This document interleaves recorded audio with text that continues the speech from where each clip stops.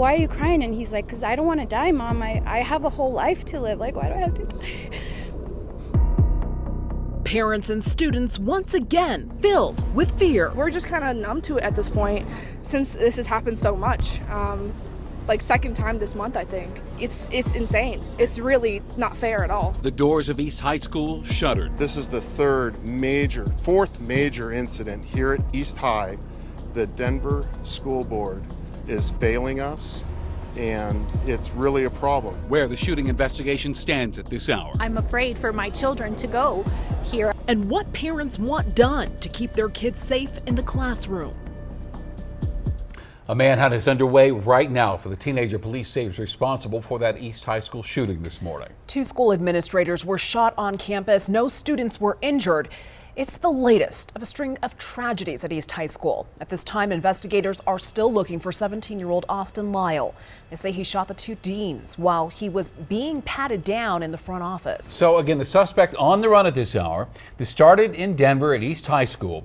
And tonight, police say they have located the vehicle they believe Lyle was driving. They located it in Bailey, that's in Park County. Now, multiple agencies right now are in that area. That includes the ATF and the FBI. We have team coverage tonight. Rob Harris has been talking with parents and hearing how they plan to move forward after yet another incident at East High School. Danielle Kreuter has been in touch with the families of the victims and talking about how they're recovering. Let's begin with Danielle at Denver Health. Danielle? Well, Shannon, I do have some good news. One of those 2 deans who were shot today is actually out of the hospital tonight. The other is in serious condition still here at Denver Health. Here's what we've learned about those 2 victims so far this evening. Gerald Mason, seen here in an East High School video, is listed on the school's website as the coordinator for restorative practice. It's a type of conflict resolution that focuses on maintaining relationships. He has been released from the hospital this evening. I've been in touch with some of his family members who tell me he is doing well and he is focusing on recovering.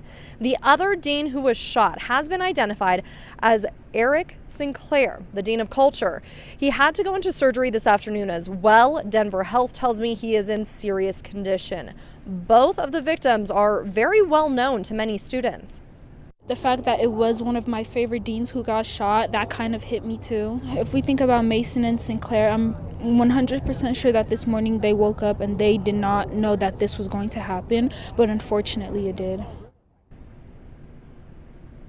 The superintendent of Denver Public Schools did release a statement tonight saying he understands that students and staff may not feel comfortable returning back to school. He then announced that he will be bringing armed police officers back to every DPS high school starting tomorrow through the end of the school year.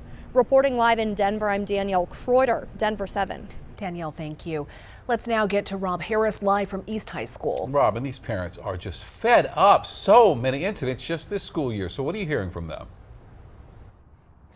Basically exhaustion, Shannon. It's actually exactly a month ago that a mom came up to me at Denver City Council meeting. She gave me this red bracelet. It says end gun violence on it. Her son had just given this impassioned plea to city leaders to tackle school safety and gun violence. And tonight, I spoke to that same mom who says she doesn't want her son back in these halls until something changes.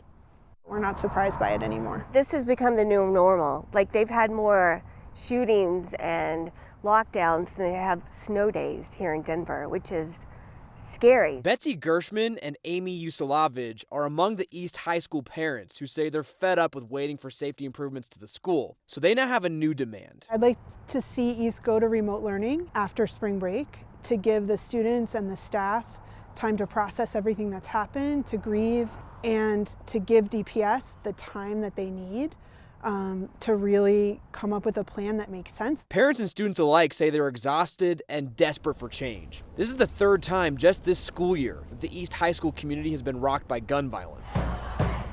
Earlier this month, students walked out of school and marched to the state capitol to call for gun reform and school security enhancements after losing their friend and classmate Luis Garcia. These are the people that can change it, and we're trying to voice our opinions to them. We want to let them know, like, it affects us, and like it's very important to us, and we want them to know that. It's not a healthy way for them to grow up. We need to be responsive of what they're telling us, which is we don't feel safe at school. The Denver School Board is failing us, and it's really a problem.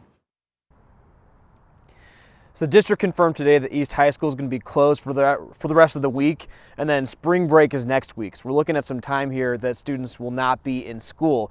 But again, Shannon, these moms are saying they want their kids out of these halls even longer so the district can really take its time on a safety plan. Well, as we saw during the pandemic, I mean, it's easier said than done to do successful remote learning, but if they don't feel like they're safe at school, they don't feel like they're safe at school.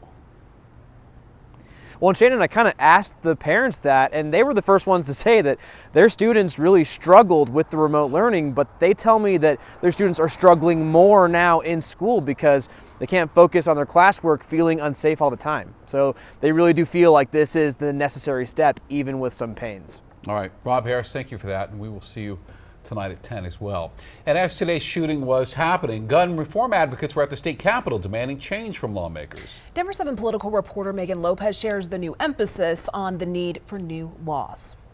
I would ask for a moment of personal privilege. It wasn't Wednesday's shooting. The future is looking at us. They're listening to us. That put East High School at the forefront of lawmakers' minds at the Colorado Capitol. It was a pattern of shootings and swatting calls that have happened this school year alone that put East High at the center of the gun debate. First, Denver police arrested two 16-year-old boys for a double shooting. With the shooting of 14-year-old RJ Harding outside of Carla Madison Rec Center in September. Then a swatting call 2 days after that. And in February, His name was Luis Garcia. He was 16. He was a junior at East. another East High School student was shot. He died this month, a tragedy. We should be in school right now. We should be learning. That caused students to walk out of class and down to the Capitol to demand change. That's all we're asking for right now. It's just things like cameras and closing the Esplanade during the day. Speaking with lawmakers this month to beg for something, anything to be done to stop the violence. We need to take small steps to make sure that things do not happen in places like schools. Absolutely in school, I agree.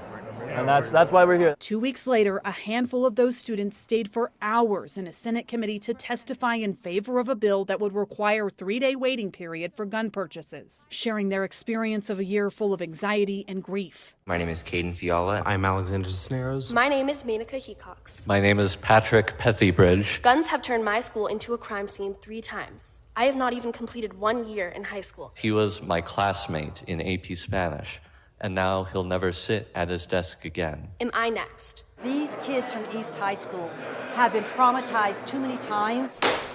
Then on the same day as this latest shooting, another hearing on major gun bills. We have to do more to protect our kids. There's no guarantee any of these bills would have made any difference in these shootings, but advocates say they have to try. We keep chipping at it, and I want the kids to know that their lives are important. Megan Lopez, Denver 7. We have been following the East High School shooting all afternoon. Hear from parents and students affected by this senseless tragedy. The story continues online. Find extended coverage on the homepage of Denver7.com.